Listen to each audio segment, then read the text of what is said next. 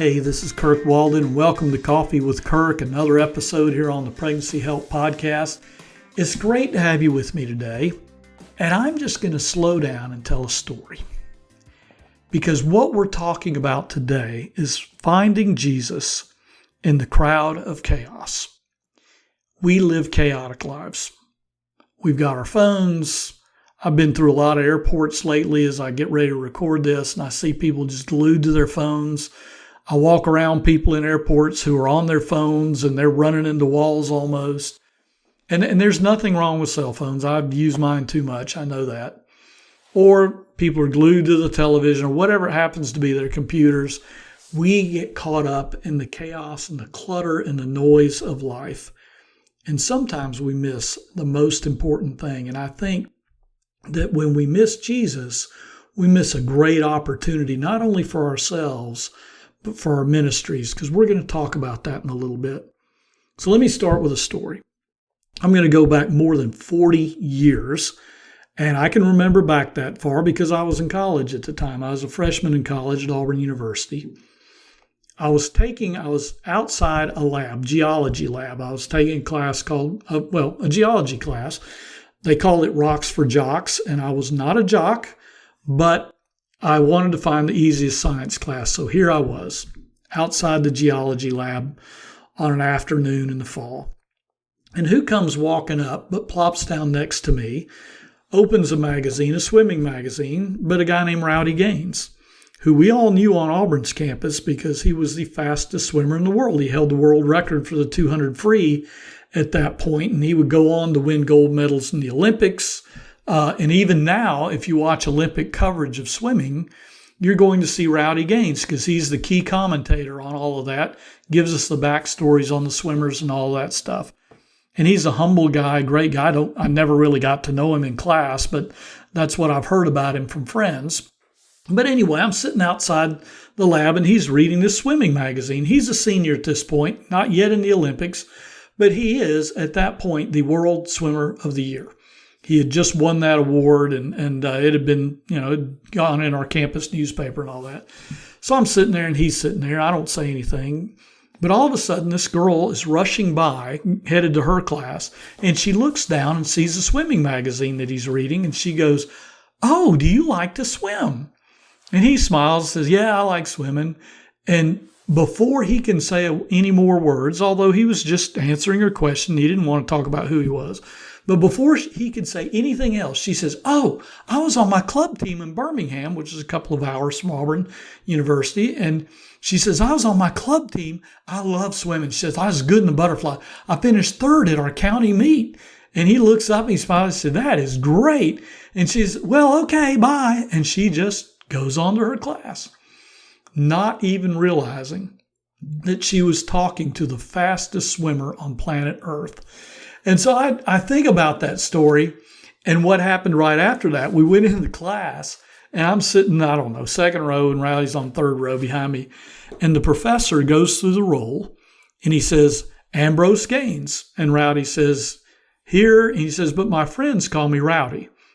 Well, everybody said, "Yeah, of course he is." Well, the professor for the rest of the quarter says, Randy Gaines, never realizing who was in his class. And I thought, well, I guess that means he got an honest grade for it. But every time he called the roll, we'd all laugh in class. We didn't laugh really loud, didn't want to make fun of anybody, but the professor just had no idea who this guy was. And I think, how many times am I off and doing busy stuff and Jesus tries to capture my attention? And I just go, "Okay, great," and have a great day. I remember one story. I've told the story of my sons who were miracle births, both of them, because Jen had ovarian cancer before we were married, and the odds of her getting pregnant were not great. Well, I tell a story when I'm at events a lot of times about the boys being born and about Jen having ovarian cancer. And after telling that story one time, a doctor comes up to me. I believe I was in St. Louis, but I can't remember for sure. But he comes up to me and he says, "Kirk, you realize those boys of yours are a miracle." And I said, yeah. I was kind of like, all kids are a miracle. All children are a miracle. And I think he realized that I was about to blow right past and be oblivious to the moment of seeing what Jesus did in our lives that we could have never expected. Because this doctor, OBGYN, grabs my shoulders, looks me in the eyes, and he says, you realize, said it once again, they are miracles. And I thought, he's right. I don't forget that moment because there's so many things in my life that I blow right by and miss the miracle or miss the time when Jesus is just trying to capture my attention. And I overlook it. And I think we do the same thing because ministry can get really busy, can't it?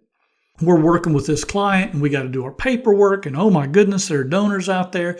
We need to plan this event and all of these different things. And I think sometimes we just need to slow down and look, not if Jesus is there, but look for where we can find Jesus in these moments of every day. Because things get tough, but Jesus is always close by. And you know what? Even the best of us can miss Jesus sometimes. We all know the story of the Samaritan woman. I've talked about it before on this podcast, but there is a moment that is kind of funny, I have to say, where Jesus mentions to her, she says, I have no husband. And Jesus says, you said this truly, for you've had 5 husbands and the one you're with now is not your husband. This you've said honestly. And then she looks at him and she goes, Sir, I perceive you're a prophet. And I kind of laugh at that. She's busy. She's going about her day. She's trying to get her water, trying to do these things and having this conversation. And she says, I think you're a prophet. Well, do you think? Because he's not just a prophet. He's the one that Daniel foresaw. The Son of Man who went before the Ancient of Days and was given a kingdom that would last forever.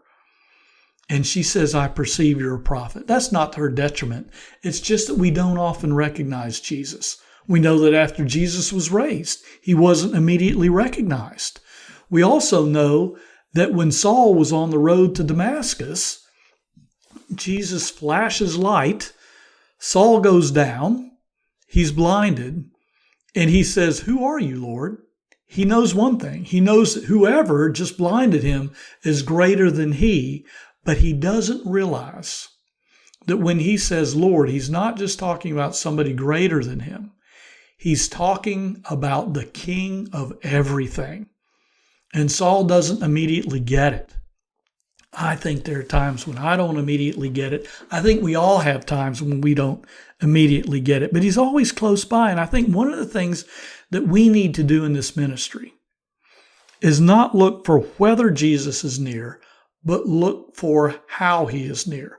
Let's look for those little things. And it may be that client who looks at you and goes, I've never had somebody treat me that way before. That is so, thank you. Or the fellow coworker who has a kind word for us. And we've talked about encouragement before on this podcast, but have we ever thought about the fact that when we encourage, we are being Jesus to that person next to us, to that person in front of us? And I think it's easy to miss those things when he's right there. And he is using people in our lives to show us he's right there. Because things can get down, depressing. Things can get tough. But if we're looking not for if he is there, but how he is there, I think it makes all the difference in the world. Because if we can do that, it begins to shift our perspective. And I'm thinking about this, and I'm thinking one thing, that if we're looking for Jesus and looking for how he's in our lives, how he's doing things, it changes our perspective on everything. Look, I'm just going to be really real with you guys. I can have anxiety in my life. Not crazy anxiety, but it can get pretty strong. Like when I travel, I begin to think about, is this plane going to make it? Is it not going to make it? Is not whether it's going to land or not, but is it going to take off on time? And if I'm going to get where I need to go on time? Those kind of things. I have concerns about my rental cars, and there's good reason for that. I worry, is it going to have a flat? Is there something going to be wrong? because I believe my count is up to 7 times I've had flat tires on my rental cars. I haven't, in all my years of driving, I think I've had 2 flat tires. I've had 7 in rental cars. So my own cars, 2. Rental cars, 7. Don't know why. Haven't figured it out. Not smart enough to know all that stuff. But when I get behind the wheel of a car, and the last time it happened, I was going from New Orleans to a town in Mississippi for an event. And as I leave out of the airport and I'm going across all the waters and Pontchartrain and all that kind of stuff in New Orleans, I look and I've got a tire. It all of a sudden shows that it's gone down to whatever many pounds, 27 or something like that. It's not dangerous, but it's like, uh-oh. And it goes down, up, and I'm thinking, oh, I got a problem. And here I am. I'm in no place where if that wheel goes down, that I'm going to be in any kind of a decent shape. But I got to where I needed to go, and it turns out, yep, there was a nail in the tire. But I have anxiety over these things sometimes. What's going to happen? Will I get where I need to go? That kind of stuff. Well, I don't know if there's anything that triggers anxiety for you, but those kind of things pop up for me. And I think, am I trusting in the Jesus who calmed the seas and just said, hush, be still? Am I trusting? Am I looking for the Jesus who tells the storms, hush, be still? And am I looking for Jesus who tells me, hey, my Father knows all this stuff and he takes care of the birds of the air. He's going to take care of you. Sure, in this world we'll have tribulation, but don't be upset. Be of good cheer. He's overcome the world. Is that what I'm looking for? Or am I looking for the problem around the next corner? See, those are the kind of things that I think we need to do, is shift our thinking, because when we do this, 4 things happen. If we begin to see Jesus in the chaos, if we look for places where he is and don't go blowing past him. Number 1, I think where there is fear and anxiety, Jesus will show up and he'll show us little things to keep that anxiety away, keep those fears away, whatever they might be. And I run into it when I travel. I have encouraging notes that will pop up at the oddest times when I don't expect them. I've got a couple of cards on my desk right now, and I go, yep, that's Jesus reminding me that when I go out, there are people who are encouraged, and they in turn encourage me. As I was preparing for this podcast, I got an email from a young lady that I met at a banquet recently, and she has been in foster care basically her whole life.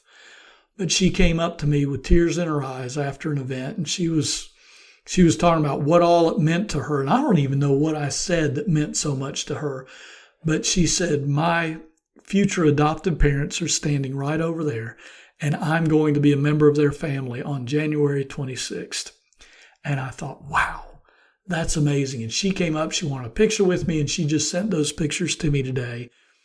Just to remind, I think the Lord was using her to remind me that do not fear, do not be afraid about what's ahead. I've got encouragement for you wherever you need it.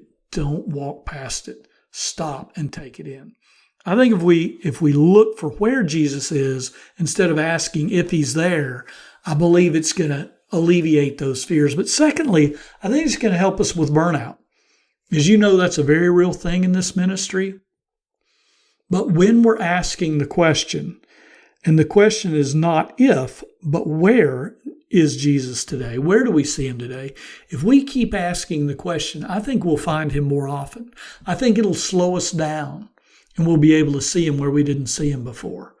And I believe it's going to help us keep from getting burned out and worn out and run down when the times get tough. Because as you know, and we just talked about earlier, they do get tough in this work. And I don't need to give you examples because you've got more than I could ever give you, because it happens every day. So that's second. Number 1, I think it alleviates anxiety and fear. Number 2, it prevents burnout. But number 3, I think when we're looking around for where Jesus is, I think it grows our vision, because the more we see him, the more we trust that he is at work in our ministry.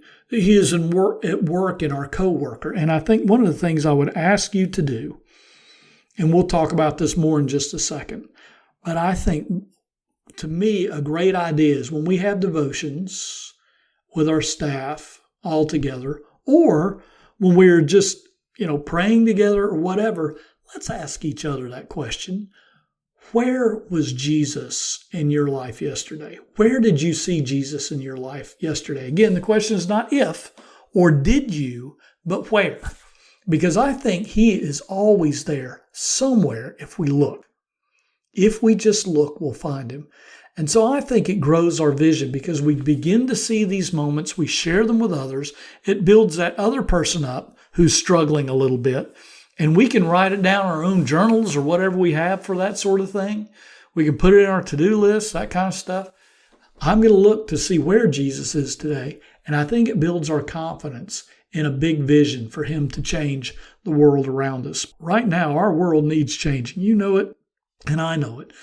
We need to shift this culture. We need to shift this culture so that we value life once again. We've got work to do. We're not done.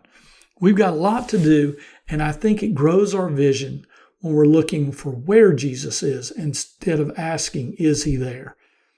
One more thing that this does, when we're looking for Jesus and not running past him, I think it builds confidence in our staff and in our ministry. And this kind of goes along with growing our vision.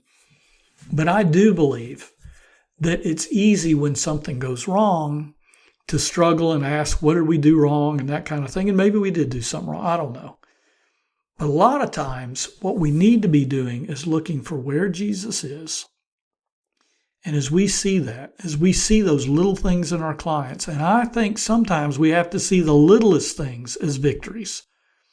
Maybe it's just a hug she gave us. Maybe it's having that quick conversation with her or with him as he comes in the door. And they say, as I mentioned earlier, they say something like, you guys are just really nice. You know what? Let's hang that one on the wall. Let's tell other people. Jesus was trying to give us a word of encouragement when that guy said, all of you are so nice. Let's not blow past that moment. Let's take it in. Let's internalize it a little bit and then go to work the next day knowing that we saw him at work in our lives. And you know and I know he will use anybody. It doesn't have to be a fellow believer, but Jesus can work through anybody at different times. And it may be part of their journey to following him. I don't know. But he can do that. And so let's be looking for Jesus because it does relieve that fear and anxiety. It can prevent burnout. It can grow our vision, and it can build confidence among our staff. Because as you know, we are dealing with the most divisive issue of our day. And we do something that a lot of people don't do. We bring compassion to the table. We've talked about this in other episodes, but I think we need to reiterate it. We bring compassion to the table. A lot of people don't bring compassion to the table.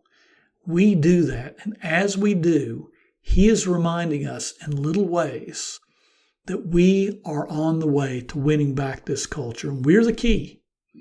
Compassion is the key, and we are the purveyors of compassion. So today, I'm going to leave us with one question that we need to ask on a regular basis when we're together or just ourselves. Let's ask, not if, but where did I see Jesus today? If we ask that question, I think we're going to get some positive answers, and I believe it's going to change our perspective, and I believe it will make us stronger as a ministry. Well, thanks for listening. Hope you're having a wonderful week or day or all those things. I appreciate you. If you need to get in touch, just email me at kirk@kirkwalden.com. I'm here, and we'll be with you next time on the Pregnancy Help Podcast. Thanks for listening to Coffee with Kirk.